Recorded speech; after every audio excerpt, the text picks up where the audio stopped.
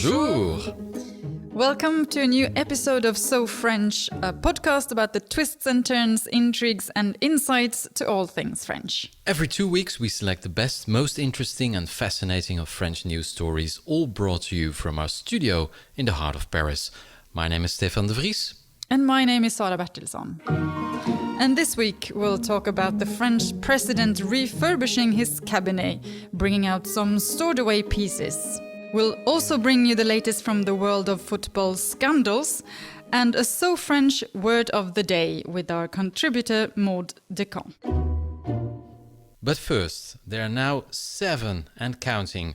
We're talking about the contenders of the next presidency of France. The field to become the conservative candidate of Les Républicains, the former UMP, is getting more and more crowded every day. The latest one to announce his candidacy in what is looking to be a very dirty fight is Jean-François Copé.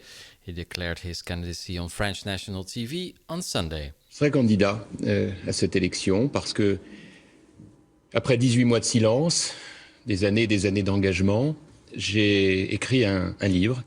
So he has written a book, something all French politicians do. I don't know where they get the time. But Copé, he was forced to step down as the leader of the party in 2014 over allegations of fraud in Sarkozy's failed 2012 presidential campaign. Accusations he has now been cleared of.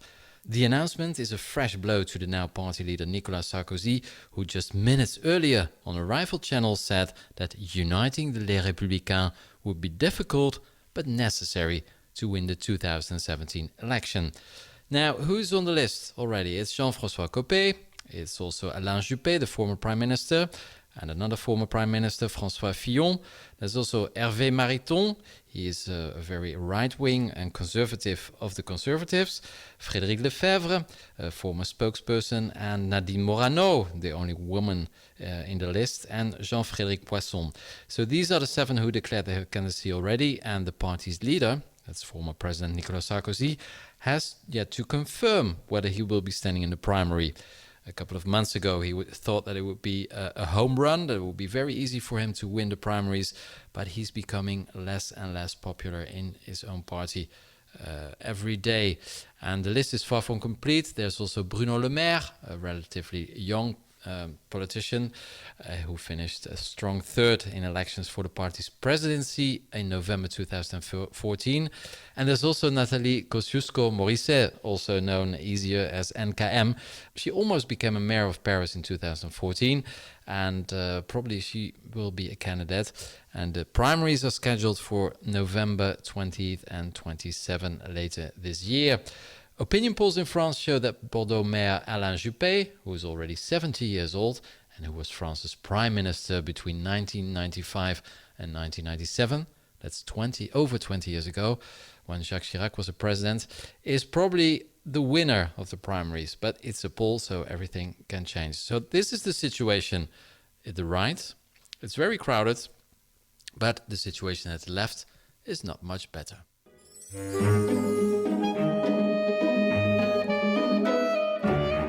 So the weekend's right-wing activity followed an eventful week on the left side as well. As expected, President François Hollande on Thursday last week announced a government reshuffle, broadening his cabinet. So besides handing portfolios to the Greens and the centre-left Radical Left Party, Hollande recalled his former Prime Minister Jean-Marc Ayrault, seen as a safe pair of hands, one could say, to head the foreign ministry after Laurent Fabius left to take part of the Constitutional Council. So, Stefan, I would say 3 points to retain from this reshuffle. Bringing back the Greens to the government. What do you say about that? Yeah, there was, of course... well, it's very complicated. The Greens are not very influential in French politics, but they also seem to be like some kind of excuse for the socialists to show that they're really a left-wing party, which is, of course, not the case. There were a couple of Green party members who were already campaigning to become a minister for a long time, amongst them Jean-Vincent Placé. He's now finally become a minister. 4 years of campaigning. After a long and hard work. He even wrote a book, as well. It's called Why Not Me? I mean, that's incredible. So these are, well, they were a member of the Green Party, the Europe Écologie Les Verts, but they left the party, and Emmanuelle Cos, who was the president of the Europe Écologie, she was kicked out of the party as soon as she announced this week that she was becoming a minister, because she's seen as a traitor. So it was a very smart move of François Hollande to not only bring in the Greens, but also to basically blow up the Green Party, who could be a contender in 2017 for the presidential elections. So there are a lot of political games here. To say that, yeah, you just mentioned that the Green Party is not a heavy weight in French politics, but the fact that the Socialist Party will need all the support they can get, and they will also need some kind of proof that they can unite a very, very split left. Yeah, exactly. There are many parties on the left. They're all small parties, but they really need to unite in order to give François Hollande the victory in 2017. But it will be very difficult because the Greens don't really like François Hollande. And they were very, very angry at the three party members who became a minister or secretary of state earlier this week. So I don't think that the Green Party will support François Hollande. And they called for a primary on the left, primary elections, just like in 2011, exactly 5 years ago, when François Hollande won the primaries, because they're not happy with François Hollande. So it's a very risky gamble François Hollande has taken by accepting the Greens, and it's just one of the strange things in this reshuffle. As you mentioned, Jean-Marc Ayrault was the prime minister, is now back in the club, and he will become the foreign minister. So I don't know, will this change anything, Sarah? It doesn't look like it would change anything on the strategic or the international policy from this government, but what it looks like François Hollande is doing is really making sure that he has, as I said, a safe hand, a trustworthy person by his side. Jean-Marc Ayrault is an old-time friend. François Hollande really counts on the support, complete support from Ayrault. And it's also that's the same. The bringing in the Greens, bringing back Ayrault into the government is also a way of showing that he's still in contact with the left side of the party, and that he's not only giving in to the more liberal elements of the socialists. Yeah, and another unimportant detail is that Jean-Marc Ayrault is a former German teacher, so he speaks German fluently, so he can actually talk directly to Angela Merkel, the real person in charge of this country. So yeah, the experts don't seem to agree about the fact whether this reshuffle was a smart move. The press really criticized François Hollande. One newspaper called him Monsieur Bricolage, Mr. Do-It-Yourself, because he's basically, well, making things up. Well, at the same time, you can say that François Hollande managed to become the president, even though no one actually really thought that he was going to be a president. That's true. He is truly a good strategist. He maybe is not, you might not see where he wants to head, but it's clear that he's got an idea, and he's an intelligent person. So I don't think it's a bricolage. I think it's a very, very clever move. I think it's a very thought through move of Hollande, in a way that he's now building his campaign for the next election. That's sure. The campaign has started. In 12 months from now, 13 months from now, there will be the presidential elections, 2017. I'm not very sure that he will win. Actually, I think he will probably lose. There's a very slight chance that he will win these elections, but he's definitely doing everything he can to gather the very split left. What was interesting was that he gave an interview to two of the main television channels the other day, and when he was asked if he was going to stand in the if he wanted to have a primary and if he was going to be a candidate to the primary, he was saying, "What do you think? How do you think that I would have time to be strategic and think about the next campaign when I'm running this country in such an important situation for the country?" So, I think that François Hollande is very much into the next elections, even though he's not saying he is. Yeah, but apparently he still believes that he's going to win. Insiders at the Élysée Palace told me so. So we'll see about that. That was the reshuffle of François Hollande this week. Well, the reshuffle smoothly takes us over to our next segment, the word of the week. We do that with Maud Descamps.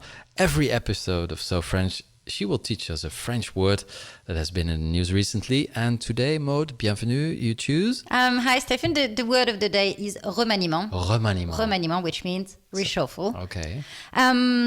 As you know, as you just said, François Hollande, the French president, has reshuffled his government last week.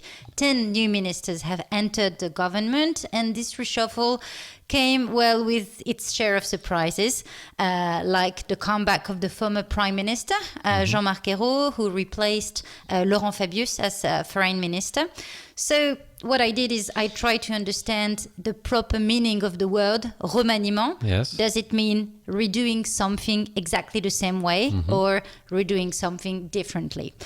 First of all, I tried to find the very first time this word was used in the French language. And according to Bernard Fripia, he's a Belgian language specialist and etymology specialist, the first time the word remaniement was used was in 1690. And it didn't actually concern any political matters, but it was used in the printing industry. Remanier, to reshuffle, meant at that time to reduce the size of the printed pages. So That's interesting. We are very far from any political matters. Yeah. In fact, we have to wait till the very beginning of the 19th century to find the word remaniement in a French dictionary. It was the grammarian César Pierre Richelet who put in its portable French dictionary this word, but the definition of remaniement was way larger, as it meant to recast or to redo something in a different way. So it has nothing to do at that time with politics? No, not yet. Okay. Well, one of the first times the word was used in a political way, it was around 1860. It was the journalist Jules Vallès who used it to qualify the changes in political cabinets under the Second French Empire. He precisely used the expression cabinet reshuffle, and this was in the pages of the newspaper Le Réfractaire, the refractory. And finally, it was in 1935, a lot of numbers, a lot of figures, that the French Academy used and accepted the expression remaniement ministériel, which means ministerial reshuffle. So it took over 2 centuries from printing to politics? Yeah, exactly. Yeah. Very long time. For the record, the language specialist Bernard Fripia also explains the Latin roots of the word remaniement. It comes from the Latin word manus, la main, the hand, in which the word remaniement draws its meaning: to redo, to remake something with your hands, to rehandle, remanier. Okay, so finally François Hollande with the remaniement, he shows that he has the upper hand. Something like that. We could say that. Okay. Merci beaucoup, Maud Descamps. Thank you, Stefan. See you next time. It's almost becoming a tradition now. It's so French that we're talking about sports, sex and scandals. And for that, we have to go to our specialist on this topic. Sara, what's going on this week in French sports? Yeah, well, after the Benzema sex tape scandal, French football is actually once again in the spotlight for something that's quite far from the actual sporting activity. This time, it's Paris Saint-Germain, the Paris football team. It's their right back Serge Aurier, who has landed himself in pretty deep trouble with after a wild number of allegations against his teammates. These allegations were broadcast on the social media site Periscope over the weekend, and filmed by a friend. Aurier, he made his comments about the PSG coach Laurent Blanc and his teammate Zlatan Ibrahimovic, to mention just a few of them. He said that Blanc was une fiotte, which is it's like faggot, meaning a homophobic expression. He called his teammate Gregory van der Wiel wetter than wet, and said that goalkeeper Salvatore Sirigu was, quote, finished. Pretty hard words for his teammates, and I'm sure that they were not appreciated by all of them. PSG coach Laurent Blanc has since then described Aurier as pitiful and pathetic. Il y a 2 ans, je me suis vraiment engagé vis-à-vis de ma direction pour le faire venir à Paris. Et je pense que, vu ce que j'ai vu hier, le remerciement que j'ai, c'est ça. Et je trouve ça pitoyable. That was the PSG coach after these revelations. So the 23-year-old has been slapped with an indefinite suspension by the club. He has had to issue a public apology to, as he said, everyone offended by the video. He said in this apology, "I made a mistake. It was unforgivable, and I am ready to face all the consequences." That's very nice of him. Huh? So do you think he will leave the club? The thing is that the president of the club more or less mentioned that it was a possibility. Nasser Al-Khelaifi said that I've taken the decision to suspend Aurier. Saint-Germain is a strong institution and nobody can touch this institution. And he sort of made some kind of hint that it was a possibility that he will actually have to leave the club. So quite harsh and big consequences for a very, very stupid video for anyone who watched it. Maybe teach him a lesson. Will be probably game over for Serge Aurier at Paris Saint-Germain.